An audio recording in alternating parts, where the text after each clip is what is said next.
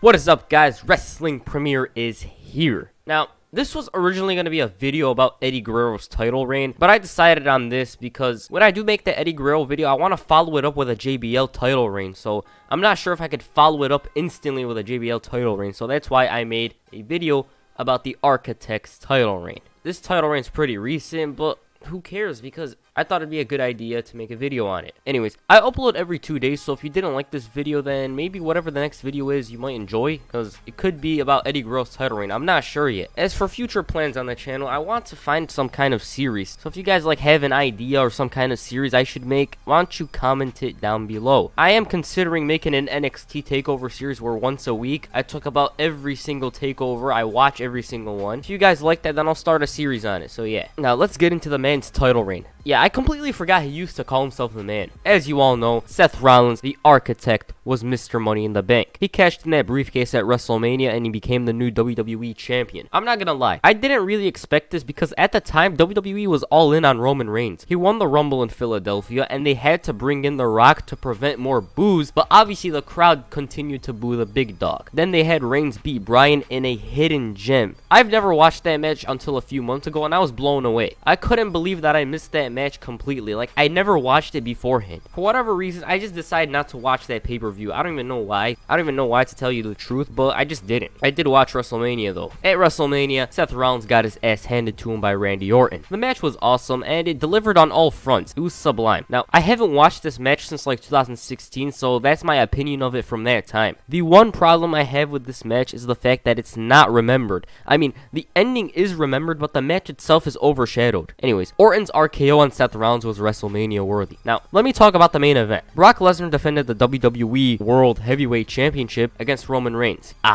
I'm such a fanboy for this match. It was spectacular. It was a spectacle. I watch it once in a while because of how brilliant, how excellent it was. For me, it's in my top 5 favorite WrestleMania main events. Anyways, the story of the match was Lesnar dominated most of the match, and at some points he manhandles Reigns. Near the end of the match, Reigns neutralized Lesnar, but then Lesnar delivered a third F5. Then all of a sudden, we hear Seth Rollins' music, and he runs down to the ring. Rollins cashed in the briefcase, and he captured the WWE World Heavyweight Championship. What a moment. Rollins became the first heel to walk out of WrestleMania, the new champion since Austin at WrestleMania 17. This was such a convenient situation that WWE was in because they knew the fans wouldn't accept Reigns, so they just had the Architect cash in the briefcase. Unfortunately, the next year there was no briefcase to save the fans. Anyways, Rollins' title reign began the next night on Raw. Rollins was set to defend the gold against Brock Lesnar. The Architect decided to defend the title against him, just not that night. Lesnar didn't like this, and he went after Rollins. He tried a German suplex on the Architect, but Rollins landed on his feet and gave Lesnar a Pele kick, I think. Lesnar no-sold, and he tried to F5 the Architect, but to no avail. Rollins ran away, and Lesnar began assaulting J&J security and whoever he's seen. He even flipped the announcer's table on the announcers themselves. Lesnar would F5 Michael Cole out of his shoes, literally. Stephanie McMahon came out and suspended Lesnar after he F5'd some guy. Since Lesnar was suspended, a triple threat #1 contenders match was made for the next week. Randy Orton, Ryback, and Roman Reigns were the participants in the match. RRR. That spells out RR.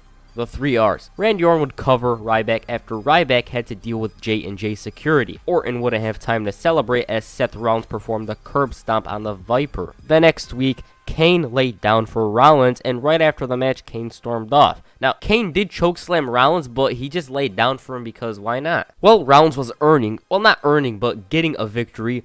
Orton beat the team of Cesaro and Tyson Kidd. Man, they were a decent team at the time. It's just a shame that Tyson Kidd was forced to retire. At the end of the night, both men chose their stipulation for the match at Extreme Rules. Rollins chose the stipulation of having the RKO banned. Since that's probably the most devastating finisher, Rollins was in storyline smart to have the move banned. Orton decided to choose a steel cage match since J&J can't interfere. The next week's Raw reminds me of those one-night storylines in the Attitude Era. Randy Orton during that night decided to enjoy the RKO for one more night before it's banned at Extreme Rules. Rollins during that night was paranoid that he's going to get an RKO, and Randy Orton during that night would RKO Xavier Woods and Kofi Kingston. Big E wanted to fight Orton, but then he realized he's going to get an RKO eventually. At catering, we find Heath Slater. He was complaining, he was proclaiming himself the new United States champion, whatever. Then he stood there like a deer in the headlights as Orton delivered a third RKO for the night. Later on, The Miz got an RKO. At the end of the night, Rollins locked himself in a cage to escape Kane. Instead, this plan backfired on Rollins, and Orton himself RKO'd Rollins to end Raw. The match at Extreme Rules wasn't that memorable. It was decent, but it was clearly obvious that Rollins was going to retain the title. Rollins retained the title after Kane chokeslammed Orton. Kane then did the same thing to Rollins, but then he put his arm over Orton. The Viper kicked out and Kane attempted a tombstone on him, but then Orton countered and hit the RKO. Rollins capitalized on this by hitting an RKO on Randy Orton, which was technically illegal. Rollins escaped to retain his WWE World Heavyweight Championship. The next night on Raw, Rollins began bragging that he beat Randy Orton by himself, although that wasn't the case as Kane helped him. Rollins did shout out Kane, but Kane was mentioned as a gatekeeper. Kane didn't like this, and he mentioned the fact that the RKO was banned the previous night. Kane also spoke about how he'd rather be WWE's gatekeeper than Rollins, who's Justin Bieber. What the hell? I remember at the time fans started to call Rollins Justin Bieber. I just don't get it. Orton and Reigns came out and they demanded a title shot. Rollins refused to defend the title, claiming that he's beaten both of them. Kane decided to let the fans decide who's facing the Architect at Payback. During a tag match between the four, Kane attacked Rollins after he dived into him. Rollins would end up eating a Superman punch and an RKO to lose the match. After the match, the results came in and it was a triple threat match. Rollins was fuming at the thought of facing both men, and he wouldn't be angry for long as Reigns delivered a spear to him to end Raw. The triple threat match would end up becoming a fatal four-way after Dean Ambrose beat Seth Rollins. The match at Payback was pretty entertaining. Obviously, the most notable part of the match was when the Shield reunited for a minute. They hit the triple powerbomb on Orton through the announce table, and Rollins thought that a party's getting started, but then Reigns ended the reunion with a hard right hand to the Architect. Reigns and Ambrose would then powerbomb Kane onto Rollins, who was on the announce table twice to finally break the table.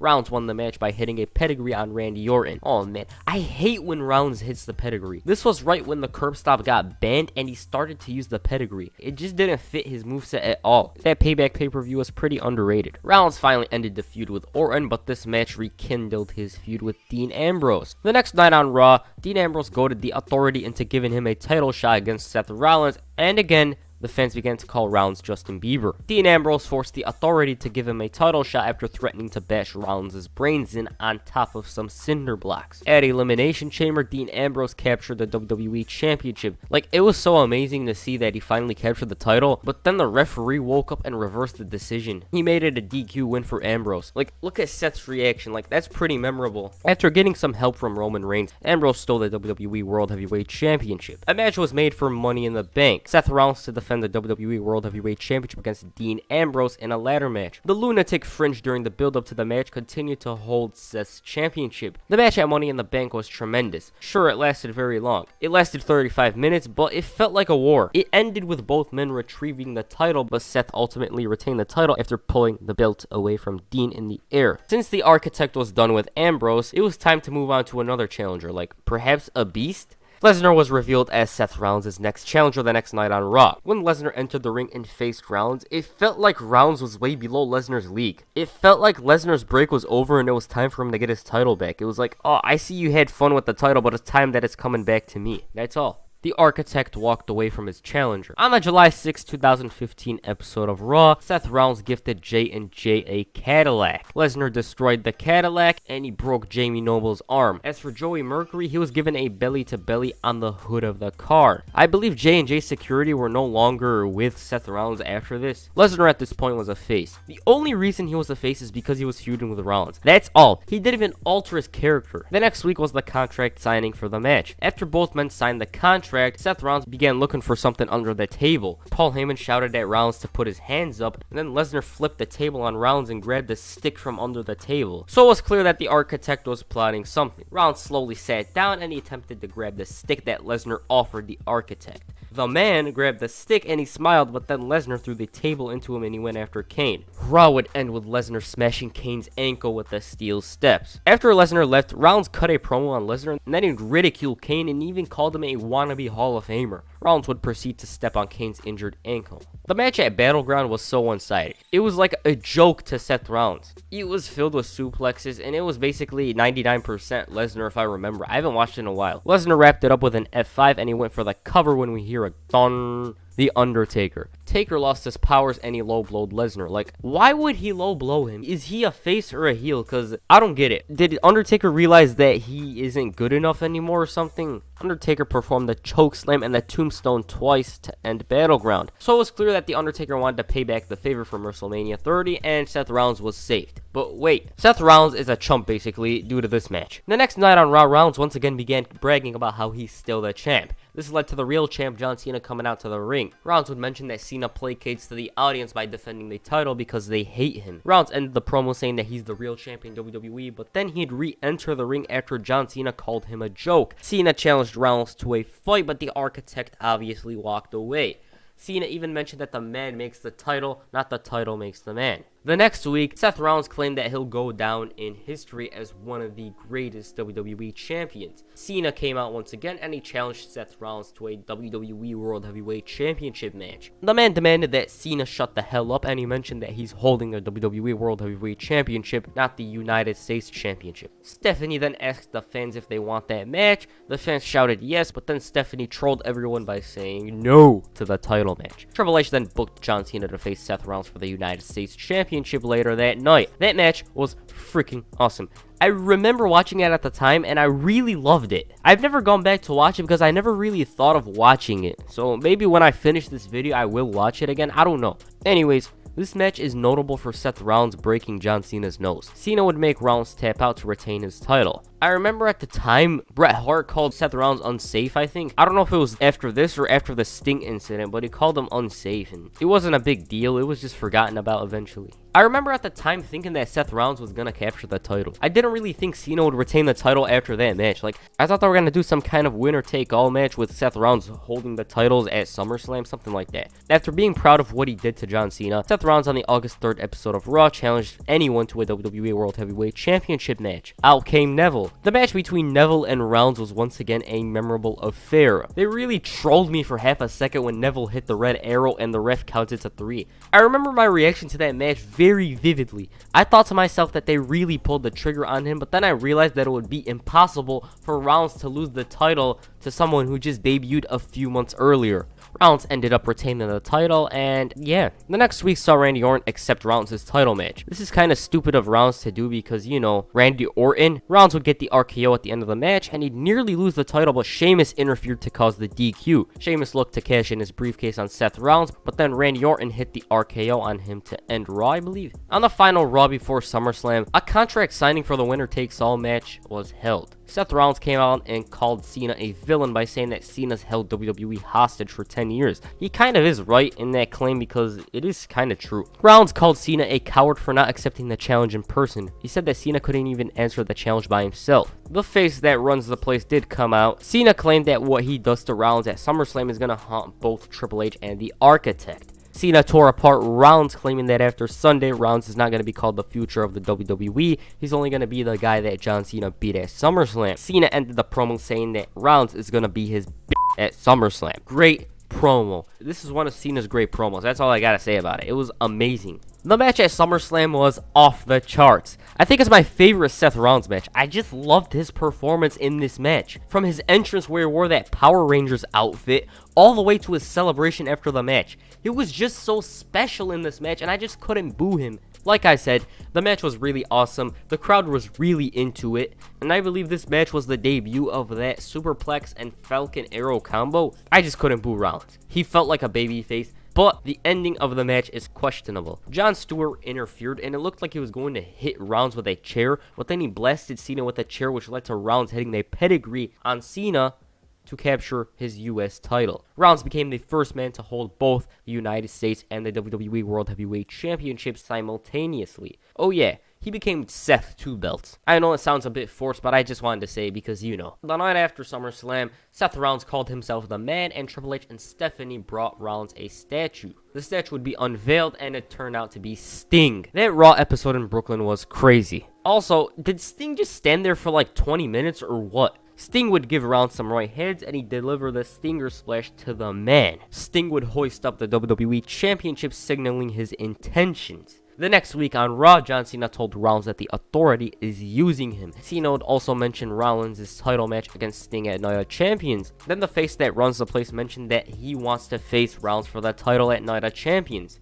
Rollins laughed at Cena, but Cena made a valid point by saying that every title must be defended at Night of Champions. Cena then asked Stephanie if he's got a title match, then Stephanie confirmed it while Rollins was irate. Cena and Sting stood on the ramp to end Raw. Like, that's seriously a crazy observation. Cena and Sting standing side by side? That was unimaginable only a year earlier. On the final Raw before Night of Champions, Sting made the man tap out to the Scorpion Deathlock. So clearly, Sting had the momentum heading into the pay-per-view. Rollins was going to do double duty at Night of Champions. First up, he was going to face Cena, then he was going to face Sting, and he was going back to back. I mean, Drake isn't the only one to go back to back. The match between Rollins and Cena was once again great. These two have such great chemistry, and I just can't stress it enough. It was just a great match again. Rollins ended up losing his United States Championship clean after a single AA. Now, this might be in storyline a smart move by Rollins since he wants to keep his WWE World Heavyweight Championship, so maybe it did make sense in storyline, or Cena just knocked him out. Right after that match, Sting marched down to the ring,